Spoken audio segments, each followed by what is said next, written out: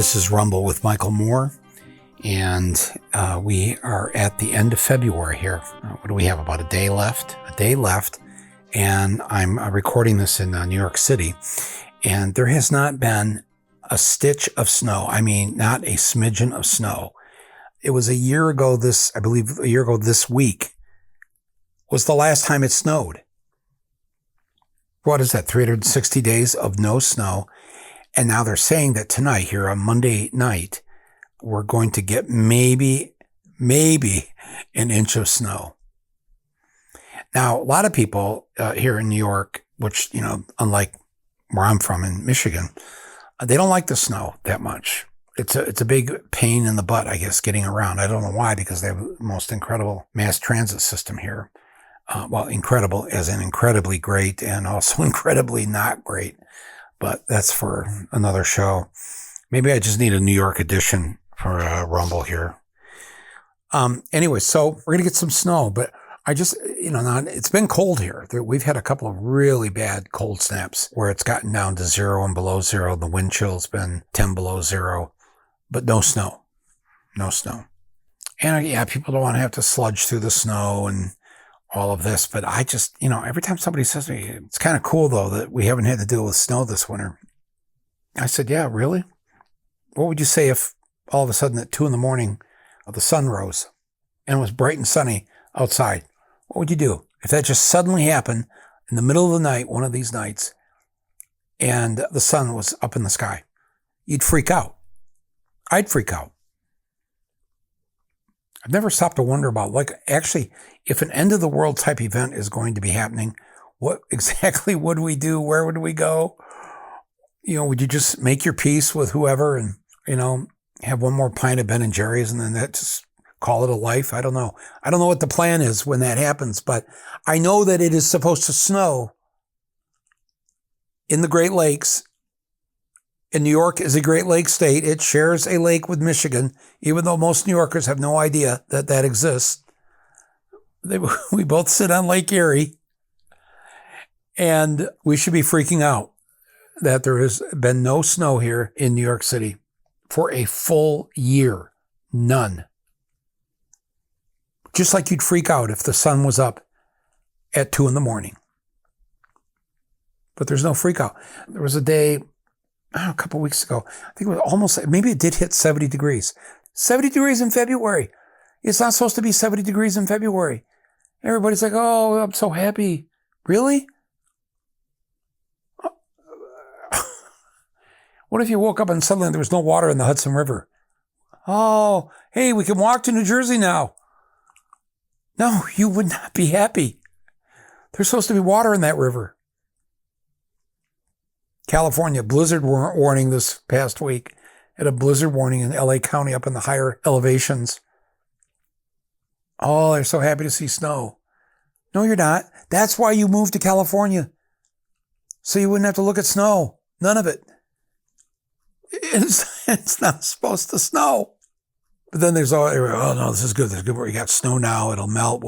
Our reservoirs will be only 1/8 full now instead of empty. When do we actually hit the freak out buzzer here? I don't know. I know. If you tune into this because I am the man of answers, a lot of this stuff, I have no answer. I'm only laughing because I don't want to cry. And, I wrote a letter, kind of an open letter to Jimmy Carter here yesterday, and I'm going to post it here on my Substack. If you get a chance to read that, I wanted to share it with you, and I want to encourage others to join in. And before he leaves us, maybe let him know how we feel about him. He has been much maligned over the years, but I write about a day and a night I spent with him in Boston back in 2004. I first met him meet him as like a citizen. You meet him, back in 1976. It was the night before he was elected, and he decided to make Flint, Michigan his last stop on his campaign. So on Monday night, November 1st, 1976, my sister and I and a few others, we all went down to the IMA auditorium got there early. I don't think he got there till like 10 p.m. and happened to come in right where we were and got to shake his hand and thank him. I mean, we were all sort of looking forward. You have to understand, 1976, we had just lived through about 13 years from the assassination of John F. Kennedy in November of 63. The next year, in August of 64, Lyndon Johnson essentially declares war on Vietnam, which we've talked about here before on the podcast. So we're in Vietnam War, big kind of really takes off, sadly, there in 64, the year after Kennedy's assassination. And then it just life just starts to get awful. The artistic response to it amongst citizens and the political response amongst young people was impressive and incredible. But during the late 60s and, of course, early 70s, so we had to live through then Lyndon Johnson, who, no matter whatever good he did, he'll always be remembered for invading Vietnam with our troops and costing the lives of 60,000 Americans and anywhere from 2 to 4 million Southeast Asians. They've never been able to get a true count when you count all of Vietnam and Cambodia and Laos. And then we had to get through Nixon. We had to get through 2 terms of Nixon. His second term was shortened because they were going to impeach him, so he decided to cut and run before they held the vote. And he was gone in the summer of 74, and then the last 2 years of his term was filled out by the vice president. He appointed Jerry Ford from Michigan. So now that takes us up to 1976, and it's an election between Jerry Ford, not the incumbent because he was never elected to the presidency, and Jimmy Carter, the governor of Georgia, who nobody knew. And it was going to be a close election, and we wanted to meet him. And I think there was a real hope amongst us at that time, especially young people, those of us who were young. This was going to be the end of the horror show of Johnson and Nixon, Vietnam, assassinations, civil rights, trying to get things passed. And Carter represented a fresh way of looking at things and doing things. And he wasn't us. I mean, he wasn't, as far out on the left as we were. But he was a good soul. And so I write in this Substack how the next time I got to meet him and spend time with him was at the Democratic Convention. He asked me to sit in his presidential box. I thought I would just write something up about it and send it. I'm sending it, but I don't want to bother him or his family. They've asked for privacy and private time here in his final days. And I guess I really wanted to share it with all of you. And if you wanted to make comments on it, you can on the comment section, and we'll pass that on to the people in the Carter family, especially the chance if they want to share it with him or show him or whatever, that he is surrounded by a lot of love and support. Anyways, look for that on my Substack on Monday. But for right now, I want to just talk to you about a few things, a couple things that are going on, things that a lot of you have been writing me about. But maybe first what we'll do is we'll take just a minute here to thank our underwriters for today's episode. First up here, a huge thank you to Netflix and their very powerful, poignant, and now Oscar-nominated film, Guillermo del Toro's Pinocchio. I don't know if you've seen this yet. This is an amazing film. Guillermo del Toro, who's already an Oscar winner, is, of course, the visionary writer and director behind Pan's Labyrinth, and also the Oscar winner, The Shape of Water, from a couple years ago. So Pinocchio now, this new one, co-written by Del Toro and Patrick McHale. This emotional retelling of the classic tale is set in Italy during World War II, where Geppetto is grieving the loss of his son when Pinocchio is brought to life. The film explores the relationships between fathers and sons, coping with grief and loss through love, and above all, acceptance, touching on the importance of remaining an individual in the face of fascism. This is what makes this movie just leaps and bounds above anything in the way that the story has been told in the past. In fact, Guillermo del Toro has said that, to me, it was important to show a world where everybody behaves like a puppet and obeys, and the puppet is the only disobedient one. This film is deeply moving. It's visually stunning. Variety called it, quote, an exquisite masterpiece. It has already won the Golden Globe and the Critics' Choice Award for Best Animated Film this year, and is now in the running for Best Animated Feature at this coming month's Oscars. Do yourself a favor and watch Guillermo del Toro's Pinocchio on Netflix now. And thank you, Netflix, once again, for supporting this podcast, supporting my voice, and bringing the world this incredible film, Pinocchio, a film of acceptance and love. I'd also like to thank a longtime supporter of Rumble with Michael Moore, and that is Moink. Did you know that 4 companies in this country control 80% of the U.S. meat industry? 4 big food conglomerates monopolizing and crushing the little guy. Capitalism at its finest. Well, for all those Rumble listeners who eat meat like me, you can help change that with Moink. Moink delivers delicious grass-fed beef and lamb, pastured pork and chicken, and wild-caught Alaskan salmon direct to your door, and all of it sourced from independent family farms. I'm telling you, it is really a relief to know exactly where our food is coming from. Oftentimes we don't know, but with Moink, you know their animals are raised outdoors, their fish swim wild in the ocean, and the meat is free of antibiotics, hormones, sugar, and all the other junk that you find in prepackaged meat in the supermarket aisle. So, join the Moink movement today. Go to moinkbox.com/rumble right now, and listeners to this podcast get free filet mignon for a year. That's 1 year of the best filet mignon you'll ever taste, but it's only for a limited time. So moinkbox.com, and let me spell that for you. Moink is M-O-I-N-K, Moink, moinkbox.com/rumble. Go there, sign up. These are good people. moinkbox.com/rumble. And finally, for this week's episode, I would like to thank Shopify once again. Rumble listeners have heard me thank Shopify many times before because they are another long-time supporter of this podcast. Shopify is the commerce platform that helped me create the More Store. That's my online shop where I raise money for the causes I care about by selling ball caps and t-shirts and hoodies and whatever. And it's not just me. Shopify has helped millions of people around the world do this very thing. They've got all the tools you need to make selling online and in person simple and straightforward.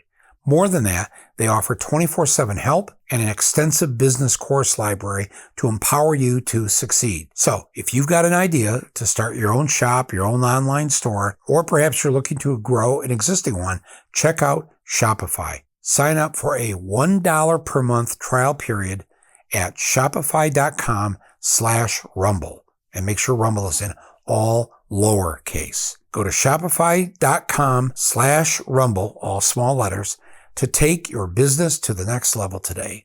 Shopify, that's SHOPIFY, shopify.com/rumble, and Rumble's in all lowercase. Thank you, Shopify, for supporting this podcast and for supporting my voice. Well, the crazy continues, doesn't it? On so many levels here in the news.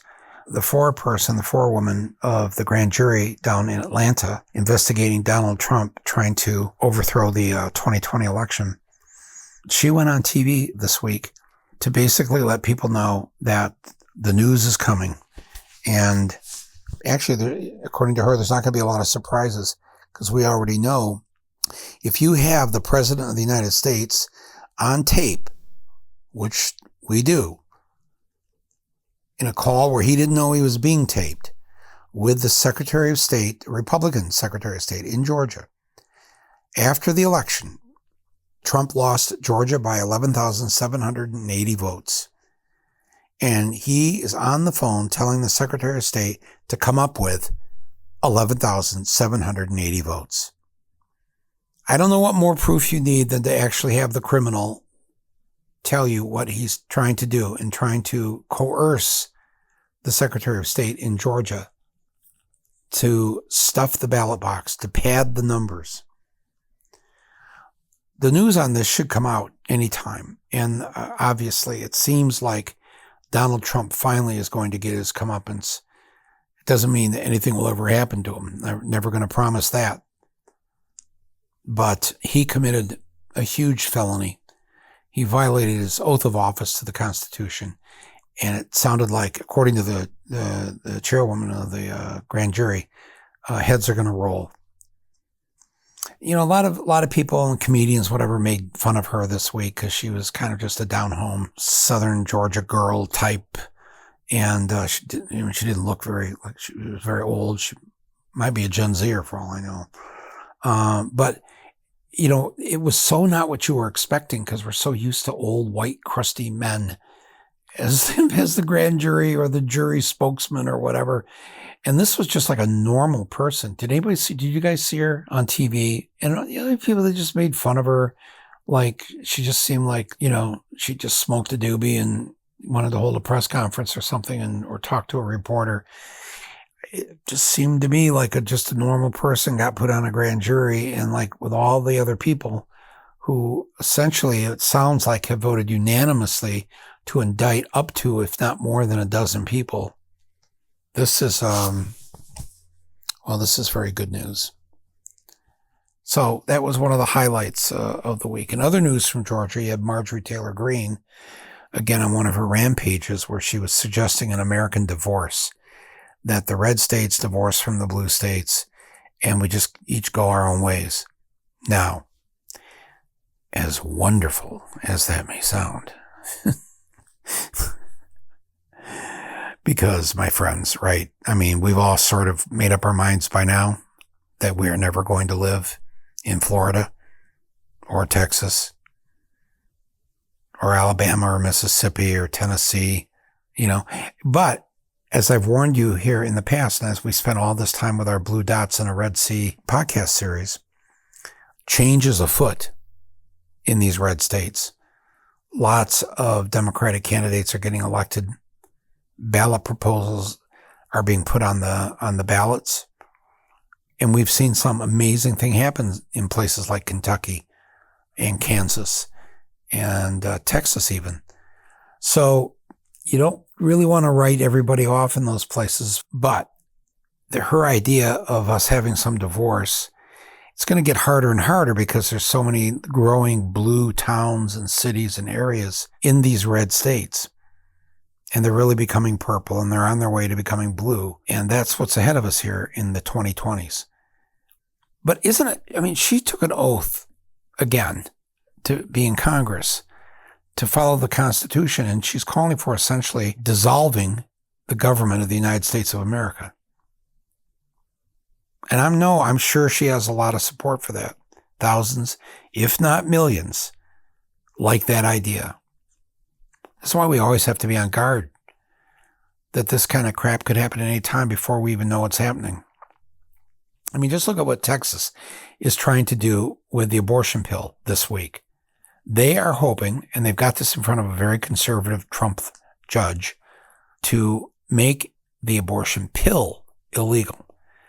This is talking about the two-step pill that, you know, women have had the right to take since it was invented and approved by the FDA. So it's about 23 years old. And it's actually become the number one abortion method. The number one abortion method now is not in operation. It's not going in to a clinic to have them, you know, insert things in you and all this. It's just simply taking a pill or two. And what they're trying to do down in Texas is not only make that illegal for Texans, but to make it illegal for the whole country. Because, see, there's no way to stop pills like that from crossing state lines. And they know that. And they are hell-bent on making things as hard as possible for women to have control over their own bodies. So this is what's in front of us now. Another Texas jurisdiction that's going to try and control what all the rest of us think, do, whatever. Just like they do with their textbooks down there with the Texas Board of Education. They get all the major publishers of textbooks in the country to follow them because obviously they've got probably the third largest school system statewide in the country. Probably, I'm guessing, after California, New York, or maybe even Florida. And so all the other states, they are able to censor history books, other textbooks, and the textbook publishers have to write the book the way they want it written. And they're hoping to do this with this abortion pill. If you haven't paid any attention to this or haven't heard about this, go online, Planned Parenthood or other, reproductive rights organizations. Check this out, and let's all figure out what we've got to do to support these organizations to stop this, to fight it. Last poll they took this week, 64% of the American public believe abortion should be legal in all or most cases. 64%, that's almost 2/3. That's what the country wants. It's a democracy. It's a free country. How can we be having to follow rules and legislation that the majority doesn't want? See, to stop this won't happen on its own. The other side, they're clever, they're funded, and they believe they're on a mission from God. And I'm telling you, I don't know if you've ever been on a mission from God, but if you have, that's a pretty powerful force. All right? I mean, those of us who are not on a mission from God, we're on a mission from Amy Goodman. I mean, that's a fine person to be on a mission from, but I mean, it doesn't have the same wallop that if God is talking to you, if Amy Goodman's talking to you, I'm sorry, God bless her, but she's not God. For the people that believe in that God sends these messages out telling you what you have to do in order to get into heaven. You may say you're on a mission from Rachel Maddow. Great. Again, not the force of God. Great person, Rachel, not God. So what do we have? What do we have to fire ourselves up and to get us into being believers in what we know the truth is regarding science, regarding the equal rights for women and all that? What are we going to do? And what is going to motivate us to do it? Because the other side, they got the big guy upstairs who's talking directly to them. In one of the states, I forgot which one this week, they actually do want to, some of the legislator people, they want to make it a law that if you do perform an abortion or have an abortion, you are going to get the death penalty. Because nothing says the way to stop killing babies is to kill the adults who are going to kill the babies first. See, it's a preemptive strike. I'm not laughing. It's really crazy. Oh, February. I'm not going to miss you. March, not really looking forward to you either. But I have been, people have suggested I start binging TV shows. I'm not much of a binger on this, but I have looked around. I started watching a couple things here, and I do understand the way they hook you at the end of one of these episodes where you've got to stay up and watch the next half hour or hour of the next one because you don't know some god-awful thing's going to happen here. So what did I start watching last week? Oh, there's a Netflix show called You, just You, Y-O-U. And it centers around this guy, kind of a Dexter-like character where he just ends up killing people, but, always for a good reason. It's quite compelling. It satirizes this sort of good guy defense. Well, he's such a good guy. Oh, he's a good guy. That guy's a good guy. And so the good guy in this series, if you haven't seen it, it's like in its third or fourth season now. But I had not watched it. But the good guy who's always looking out for women, trying to protect women. And frankly, probably half the people he kills are people that are doing bad things, either to women or children or whatever. And so he sets himself up as the protector. And this satirizes this too. This is not a show that is not aware of the time in which we live. That, it does not base itself on the fact that women are weak and defenseless, and therefore they need this crazy guy who's trying to protect them. So I'm already a season or so into this one. There's a very funny, kind of smart, sweet comedy. One of the executive producers of it is Brett Goldstein? The actor that's Ted Lasso. the guy that's always dropping the F-bombs and swearing at kids. And so he's one of the executive producers of this. It's called Shrinking. And it looks like some of the other Ted Lasso people are involved in it. It's on Apple TV. It stars Harrison Ford and Jason Segel. And they are shrinks. Thus the title, Shrinking. And I don't want to tell you too much of it. It's just a half-hour show.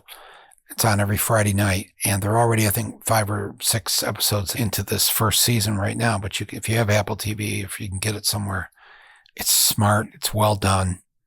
It has a good message and a good, strong kind of emotional point to it, and it's very funny. It's Jason Segel, forgetting Sarah Marshall, right? Harrison Ford. Whenever Harrison Ford does comedy, I love it. When this last episode I saw, Harrison Ford is getting stoned, and he's known as, of course, as one of the most famous stoners in Hollywood. But here he plays kind of a straight-laced, a little uptight doctor, psychologist. And so somebody gives him a couple of gummies, and you get to see the actor Harrison Ford, who is a stoner, playing a stoner. And you sit there wondering, God, did he get stoned to do the scene? But, the great actors don't want to do that. They want to be in control of what the acting is. So they don't usually act. The ones I know, at least, the ones who are stoners, don't like to get stoned while they're acting. It's pretty funny. I've shown this clip before, and I played it at least, when I won the Oscar back for Bowling for Columbine. And they're cutting away to audience members, so there's, I'm speaking, it's the 5th night of the Iraq War, so I'm speaking out against the war in the 45 seconds I have on the stage for my acceptance speech for winning the Oscar. And so some people start to boo me. Some start to cheer. You see Martin Scorsese applauding me, and you see Meryl Streep applauding me, and a few others. And then you see Harrison Ford has got the biggest smile on his face, like he is so friggin' high and enjoying the cacophony of sounds all around him, of people cheering, people booing, whatever. But anyways, I like this show, Shrinking. I mentioned here one of the underwriters for this episode is Netflix and their Pinocchio movie made by, there's these 3 great Mexican directors. We've seen a lot of their films, from Gravity to Birdman and Pinocchio here this year. Del Toro, Iñárritu. They make such great movies. I love these guys. They're really, really incredible filmmakers. And this year, too, so many films made by women.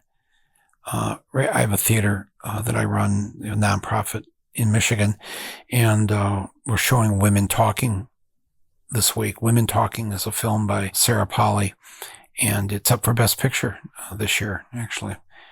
And again, very powerful film. Stories that don't get told if they're just told by the same old white guys. I mean, not that white guys can't tell a good story, but I'm just saying you only get a certain amount, a certain kind of stories. But if we get to hear from our Mexican friends, and if we get to hear from women and gay and lesbian and trans and other people, we get other stories.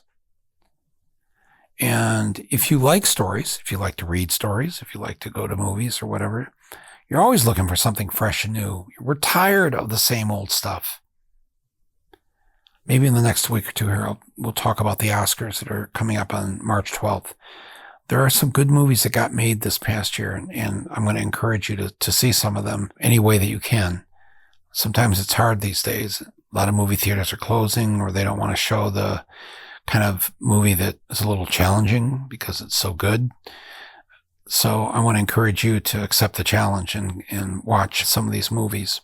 Anyways, if you have any ideas of TV stuff that's streaming or things that you think I would enjoy, or maybe even binge on when I've got a Saturday afternoon and I really don't want to think about Marjorie Taylor Greene, send that along to me. I'm open to trying some new stuff. So that's it for what I wanted to say today. and to encourage you to get involved with any reproductive rights stuff that's going on in your town, in your state. People on the other side of this, they are not going to give up. They are going to shut women down as hard and as much as they can. So that requires all of us, that would be the majority, the 64% that support abortion being legal. We are the majority. This is a democracy. Majority rule. And minority, the ones who don't like abortion, you have your rights too. You have the right to never have an abortion. Nobody, no government, nobody will ever force you to have an abortion. How about that? Pretty nice country, huh? It's the way it should be, right? No religion will ever force you to have an abortion. But now we've got the 6 Catholics on the Supreme Court that want to force you to have a baby. If you get pregnant, accident or no accident, you now are going to have that baby. You're going to be forced into childbirth. That is crazy. That is really, I even say in those words, it's like, what century am I in? So get involved in this. Find out who the local people are that are fighting the good fight on this and get involved. And let's see if we get some snow tonight. That'd be nice. Okay, my friends, thanks for tuning in to Rumble today. Thanks to my producer and editor, Angela Fargos, and to all of you. There's work ahead. In the meantime, let's find something we can all binge on. I'm Michael Moore, and this is Rumble.